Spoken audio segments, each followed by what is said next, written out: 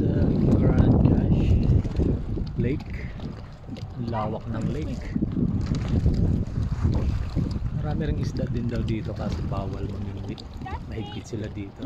Kailangan mo ng permit. Tsaka limited ang pwede mong hulihin dito. At least minimum nila 3 lang hanggang 2 to 3 na isda pwede mo lang hulihin at dalhin. Pero depende pa rin sa license permit na binibigay sa'yo. So hindi ka basta-basta makakapanghuli ng isda. Mahigpit sa kanila. Magkakamulta ka. Ha? Ah, just a seaweed. Lance, I'm filming you filming. Yes.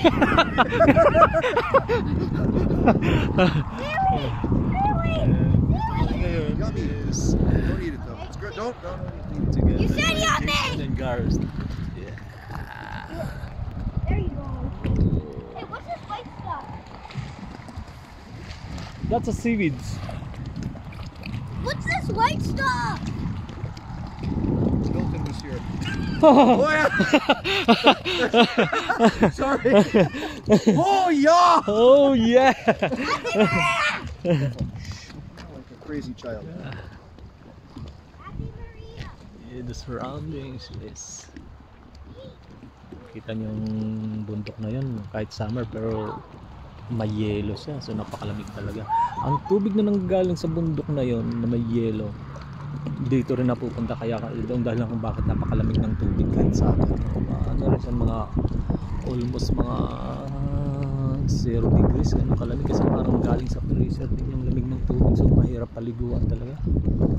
Pwede lang dito pa ano lang, viewing lang or mag-boating lang. Tsaka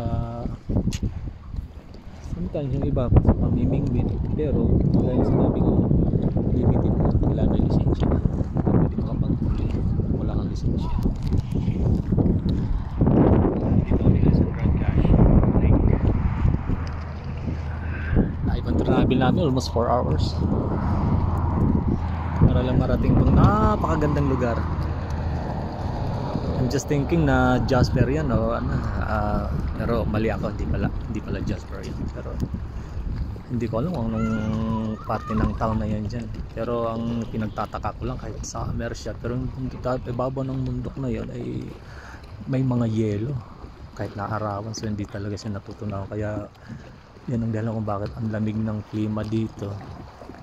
Pero ang sure ako part ng Alberta to. Natutunan ng tubig galing sa bundok na yun, na yelo sa baba ng bundok na yun, dito pumupunta. Kaya itong dahilan kung bakit malamig ang tubig dito. Mahirap paliguan, hindi mo kakayanin kahit 1 minute, di ka tatagal. Malamig kasi. Eventually kahit paano marami pa rin na pupunta dito, nagkakamping. Iba naliligo yung talaga mga native dito, kaya nila yung lamig, kaya nila matolerate yung lamig talaga.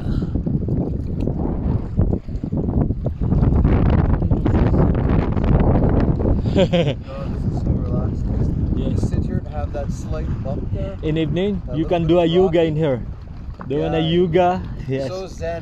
And then together with by your side a 1 cup of tea. Yeah. Yeah.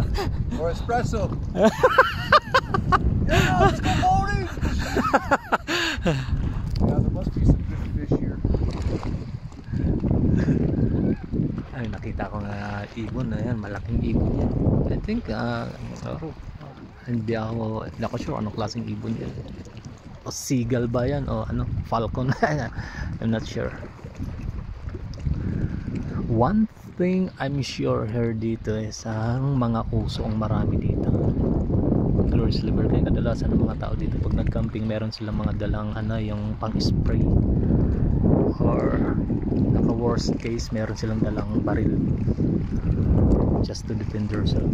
Dito sila nag-camping. Hanggang dito na muna. Thank you sa inyo. Bye bye.